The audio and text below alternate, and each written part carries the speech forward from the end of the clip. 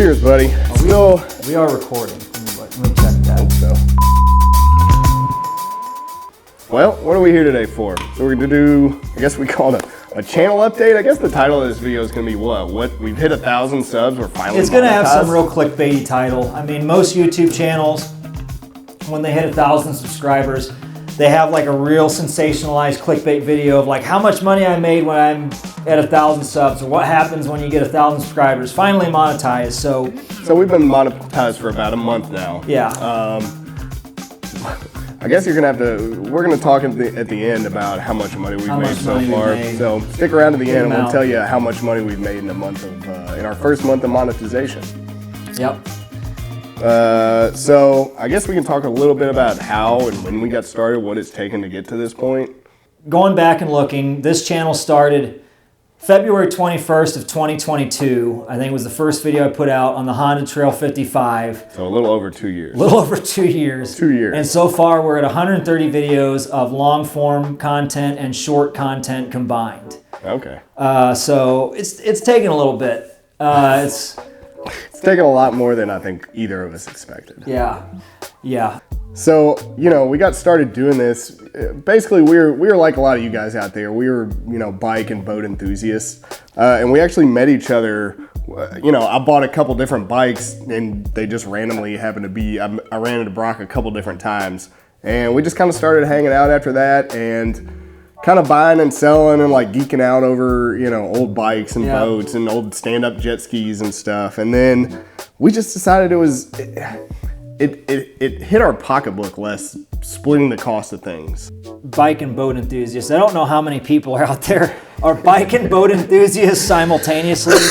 We may be in the strange little segment. I think it's like either one or the other, which is one of the challenges that we're pick a lane that we're running into. Pick a lane is that we can't. But yeah, I mean, we started at some point. Just we hung out. We worked on bikes together, and at some point we figured out that we could be, more of a bad influence on each other if we just pooled our money together for certain cases and things we wanted to buy. Like, oh, well, I can't buy that. Well, what if we both buy it? I'll go on a 50% on that. I'll pay half of that. Yeah. And then, one or two things turned into like a handful of things. Well, and a handful of things turned into several garages full. Yeah, and just, stash piles. It just got out of hand pretty quick. So I guess back then we were buying and selling stuff on Facebook, which, that's where you buy stuff, right? Unfortunately, Facebook is just, to me, so I guess we were on Craigslist and then Marketplace. Craigslist went under at some point. Once Craigslist kind of went along the wayside, we were pretty much relegated to Marketplace, and it's terrible in general. When you're buying something on there, you can pretty much go pay the cash or not, and you're done. When you're selling something, it's just increasingly annoying, and it got to the point of where we were pretty much like losing money because we were sick of dealing with people. Well, and, you people on Facebook are I mean, I don't know what it is. I mean, you would think, I don't want to go down that rabbit hole, but basically selling things on Facebook was just not awful. What we wanted to do. You get a bunch of tire kickers, you get a bunch of just nonsense, people wanting to trade for their AR-15s, and it just got tired. So we found a website called Bring a Trailer. What we liked about Bring a Trailer is, we felt like we were getting a little better prices for our bikes. You get fair market price, and once you decide to sell something, it's going to be gone once the clock starts about a month later. You're not going to be sitting on it for 6 months while you deal with tire kicker after tire kicker after tire kicker. Yeah, you get a nationwide audience, and someone's going to buy what you have. Yeah. Generally. Now, we're listening to our stuff at no reserve, so we didn't have a whole lot of control on what we got for it. So it was a bit of a gamble, but it's rolling the dice, man. Sometimes that's a little bit of fun. Bring a Trailer was great. Now, it takes a lot of effort to get something on Bring a Trailer. Yeah. You're taking like 100 photos of everything. And then for your auction, you kind of want to have a cold start video, a riding video, walk around videos. So that's kind of how we started making videos, because to sell something on Bring a Trailer, you had to make videos anyway. When we post them on a YouTube channel, we each had our own individual YouTube channels at that point. And when we'd post them on there, you'd get we realized a lot of the traffic we were getting was not people buying our bike on Bring a Trailer. It was people who were just legitimately interested in watching our ride videos. So I don't know, I started getting a bunch of complaints about wind noise on the bikes I was riding, and I think at the end of the day, we didn't like the sound quality that we were getting. So you know, a lot of times, like we would go through and bring a trailer, and I think, you know, I had a 71, maybe it was an A65 BSA Lightning and a 350F Honda that I sold. And, you know, people commented on Bring a Trailer and how it was so refreshing to see someone putting it through its paces, not just, you know, like getting the thing up to speed, redlining it. Well, the problem was is when you get, you know, above 30 mile an hour, you can't hear any of that because the wind noise would wash you out on a crappy GoPro microphone on the built-in mic. And it sounds bad anyway. It doesn't capture it very well anyway. So we started talking together, and I think basically decided to figure out how to do better audio quality between the two of us and mess with it. And then we're like, well, if we're going to do this, why don't we just make one YouTube channel and start putting all this stuff on and get better at audio and video quality of bike riding? Yeah. So that's where it all got started, huh? Yeah. So initially we started off making Bring a Trailer videos. They were, you know, generally walk arounds, cold starts, riding videos. And we still do some of that. And we still do that stuff, especially when we're selling stuff. We just put out we're putting out some videos on a BMW R65 LS that we're selling on Bring a Trailer here shortly. But I don't know, like I didn't really want to do that stuff forever, so we started kind of creeping in. You know, we wanted to make some more entertaining we thought were entertaining videos. We've kind of struggled back and forth about what the purpose of our YouTube channel is, right? Everyone tells you to get a niche, find a niche, and like stick to that niche. Well, we just can't, you know, we can't focus on one. I think we should talk about how like we're kind of been all over. We talked scope creep a little bit, but we didn't talk about like how we got into just like amassing stuff of, you know, oh, well, we're going to film YouTube for that. You know, we're going to film YouTube for this. Like, we just stockpiled everything, every single bike. That was kind of what happened was, like, because we, you know, now we have a YouTube channel and we can make content, like, that was an excuse to buy everything, right? Yeah, so not only are we all over the place in our interests, right, is in the fact that, you know, like I alluded to earlier, that we've, you know, bikes or boats. I mean, we've done a little bit with cars. Bikes, boats, hell, we bought a friggin' six-wheeler. Yeah, you know, we've got such a wide variety of interests where I feel like most people just like stick to one. And then on top of that, when you're gonna be YouTube stars, well, it justifies you to buy everything. Hey, you know, well, it doesn't make sense to buy this, but hey, we can do all these videos on it. We can make content on that. How many videos did we do on this Hustler six-wheeler? What, a short? I think we did one 30-second short, and zero videos, and we got sick of it and dumped it. And that thing took up a quarter of the garage. Yeah, it was such we finally got sick of it. Not to mention how many hours we spent driving to go get that thing. You know, we had some fun with the Century. We took a bunch of footage, stocked that up, 2 videos of what we sold it, you know. Yeah. We thought we were gonna do all these videos on all this stuff before we had such the sheer appreciation and the amount of time it took to compile and edit it. Yeah. We've got hard drives full of videos of just stupid stuff that we've not organized even. So before our channel even took off or had any traction. We're buying everything. Not that it has any traction now. We had fully filled up, you know, we just stockpiled all the things. Like we went on a buying spree to make videos of. Buying spree is an understatement. YouTube, when you're into motorsports, becomes a very, very bad justification to buy more stuff. Gosh. Oh, I want this car. Oh, well, I can just make YouTube videos on it. I want this, I can make YouTube videos on that. So we're still, you know, I mean, we've been trying to liquidate all this stuff that we've been in a buying moratorium for a year now. Yeah. At least. So we spent the past year just, somewhat. Except for this stupid.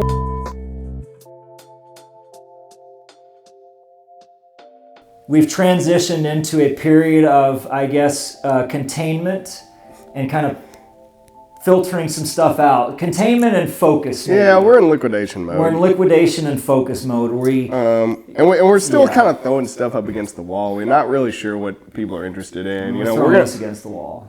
Everything's against the wall at this point. Yeah. So, and then we want to talk about our equipment a little bit. Yeah. So for some reason, once we're like, oh, well, we're gonna do YouTube. And then we got really ambitious thinking like, oh, well, we're gonna do YouTube, let's really do YouTube. So I went out, and maybe this is more me at first, I bought, you know, we started off with our equipment. We had a Sony a6000 that I think I had used for like selling eBay stuff, bought it off you used or something. Yeah. A basic Sony Alpha 6,000 It was several fine years old. it was fine for photos, but the video quality of it was kind of lacking. And we were getting our GoPro video. I think I had like a hero session that I bought when we were going off-roading in Indiana, and we like picked it up for $50 downtown, and it came in a Crown Royal bag. I'm pretty sure that wasn't hot or anything. Yeah. And we've been using that thing for years, or not for years, but using it in our GoPro videos. So then, around some period after, I asked for Christmas, I asked for a GoPro Hero 10. So that we could get better videos, like riding videos. I wanted a Hero 10, and then I was going to use that for better riding videos. I got that for Christmas. Worst mistake ever. If I had to ever go down a rabbit hole, I would never buy any more GoPro product again.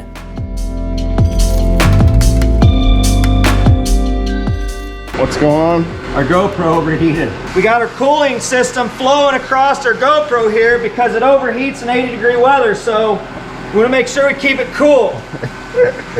We don't want anything bad happening to our camera, missing any of this great footage of taking our broken boat apart. This video brought to you by GoPro.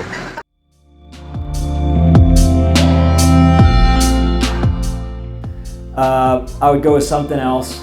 DJI? DJI, yeah. DJI probably. But Whatever. Nevertheless, got the GoPro Hero 10.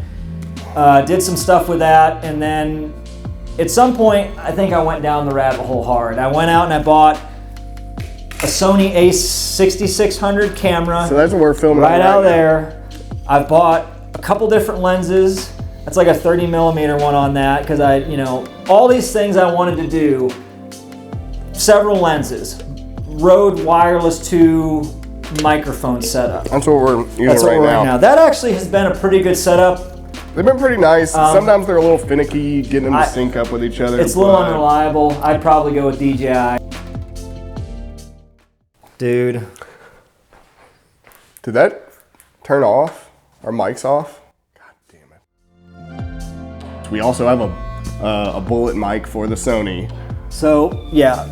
So I guess to sum it up, yeah, I mean, at some point, yeah, the camera was pretty good penny. Microphone set up several $100s. Bags, tripods, lenses. I mean, you're easily talking, I probably spent easily a couple grand or a few grand on camera equipment. Boy, that escalated quickly. To get this thing going. With the mentality How much did you spend on this? like $15. That's actually pretty handy. That's a pretty handy little hat. $15. The sewn in GoPro mount. So, it's a real rabbit hole. It's a money pit. A money pit of every doodad you can think of. Some of it, game changer in my opinion, on microphones, some of it not so much. But yeah, a couple grand spent with, I guess, the mentality of that if I was going to spend my time doing it, I wanted to have the best equipment available. If you're going to do it right. If you're going to do it right. Because, I knew I'd be spending some time, although I vastly underestimated how much time. Well, but we were going to be YouTube stars in We're no going to be time, YouTube right? stars. We thought if we made better quality videos, that would kind of accelerate our, our growth as a channel. And that, I don't know, maybe we're no fun to watch, but that just hasn't happened. So, like we said, it took us 2 years and 130 videos to finally be monetized, and it's just been a grind. Yeah. Right? We started off also thinking we were going to be, big YouTube stars, right? Fortnite's putting out only a video every month. We could do so much better. We could do so much better if we had the time. Fortnite's doing that. All these other videos suck. All the little guys' videos aren't interesting. So we're going to be YouTube stars. Imagine if we just had the time, right? So then we got the time. I mean, you've been part-time for a while now. Yeah, so we both used to be full-time engineers. Well, I'm not part-time at all. No, I walked away from my engineering career. So anyway, I got into real estate investing, and that's kind of my full-time gig now. And this is just, I don't know if it's a side hustle without making any money. But this is a hobby that we're kind of into and we enjoy doing. I'm a mechanical engineer, and I've been full-time for several years. Full-time since I've graduated, and then recently went part-time. I don't know if it's been a year yet, but so now I'm a part-time engineer, and I've got more time to do take care of house stuff and then do other things like this. So, you know, the initial thought was yeah, imagine if we only had the time to do YouTube, imagine how much better we could do. Imagine how many more videos we could put out, right? And, so, yeah, I think that brings up a good point. You know, I'd had no idea how much editing time it was going to take to put out decent quality videos. You know, for all you people just getting started out there, for anybody who looks at YouTubers and say, oh, it's the easiest gig in the world, like, what an easy way to make extra money. It's a grind, guys. It's really tough. I mean, we're, you know, for a 15 to 30 minute video, we're spending an ungodly amount of hours editing. Yeah. I mean, you know, anywhere from 8 to like 15, 16 hours editing for one video. Yeah. I don't know how people who work a full-time job and do this on the side get it all done. I mean, kudos to you guys, because it's hard work. There's just way more that goes into, and not to mention teaching yourself how to use video editing software. Yeah. I mean, it's just it's not intuitive. It's trial and error. It's just a ton of time, like, just sunken into this thing. You know, I mean, I guess 2 years ago, if you knew what was gonna have to go into this to like get to this point to get monetized, would you have done this again? No way. No way. Yeah, I mean, you think you're gonna do so much better, and I think the false assumptions, if you put out better videos than everybody else, it means you're going to do better. That is completely and utterly false. No, the algorithm favors large channels. It doesn't matter. It's a struggle. If you have a successful channel that in your mind puts out complete garbage and you put out better videos, it does not matter. It does not matter. You know, number two, I think the underestimation of is the sheer amount of time it takes. I will say, I mean, there's a lot of garbage content on YouTube, but I have a huge appreciation now for the amount of diligence and effort that goes into well-created content. I mean, like Andrew said, the USB video, for instance, the first one I did, that people seem to like, and by seem to like, I mean, it's got what? It's probably not even 10,000 views. No. It's got more than the average one. I bet I spent at least 1 to 2 solid full weeks of like my part-time week. So yeah, you know, 3 days per week, 2 solid weeks of that editing that thing nonstop. You think you think you have 40 Just or 50 stupid. hours in that? Oh yeah, easy. 40 or 50 hours for one video. So for anybody that thinks that, you know, for any of these young kids that thinks that being an influencer is easy and being a YouTuber, that's the way to go, that it's an easy path to success, it's not. It is easily a 40-hour work week, in my opinion. If you're doing it right and you're creating quality content on a regular basis, not that we do. I mean, we've been slacking on that here lately. Well, it's a full-time job. So, I mean, we've been doing this for 2 years now. We finally got monetized a month ago. I don't know. I mean, I don't want to think about how many hours we've sunk into this YouTube channel.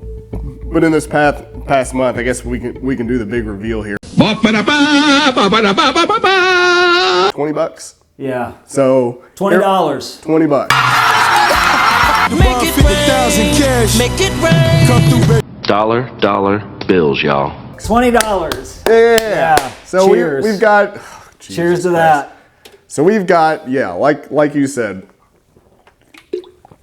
130 videos, hundreds and hundreds of hours, thousands of dollars of equipment. Not to mention, you know, we're buying all these bikes. We're not making money on this stuff. I mean, we're doing pretty good to break even. Yeah. So, and all that, and here the payoff has started now. You know, 2 years later, we've got $20, and man, it's gonna be a long road. I mean, it feels like we're gonna have to be at this for years until it's like a legitimate side hustle. Yeah, and we're not quitting. I mean, you know. No, you're stuck with us. You're stuck with us because, the problem is when you realize that you should have done that, you shouldn't have done it. You're in it. You're in it, right? You've already wasted so much life and bought so much crap that you're in it. What else are you gonna do?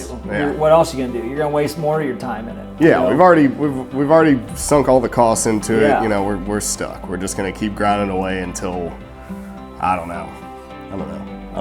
know what's gonna make us stop at this point, but yeah. I don't know. So anyway, that's it. I mean, we've rambled on for quite a while now. We'll probably cut a lot. Anything else you want to say to the boys and girls out there who want to be YouTube stars? Don't do it. Don't do it. Don't do it. Don't do it. I will say you can do it you can figure out all this editing software. You can figure out on your own how to do all this. Like, you don't need to go to film school or anything stupid like that. Like, it's doable, and you know, it's possible to make good quality videos. It's fairly easy to do from home. Equipment investment, I would say, is fairly low, and I think that's why most people get into it. Fairly low equipment investment, huge time investment. So if you don't value your time at all, you'll be golden. It's so much time. Yeah. It's so much time. Yeah. We gotta, you know, I don't know. We should have done anything else. All right. So I guess that's it, guys, right? I guess that's it. Don't do this. You'll regret it. Yeah. Like and subscribe. Smash it. Is that it? We're all over the place, but whatever. We are. Dude. Did that turn off? Our mic's off? God damn it. I'm about done with that. It showed me it had half battery. I'm mad. Well, I guess how long did it take for our mics to die? These Rode mics are supposed to last for 7 hours. It got to here.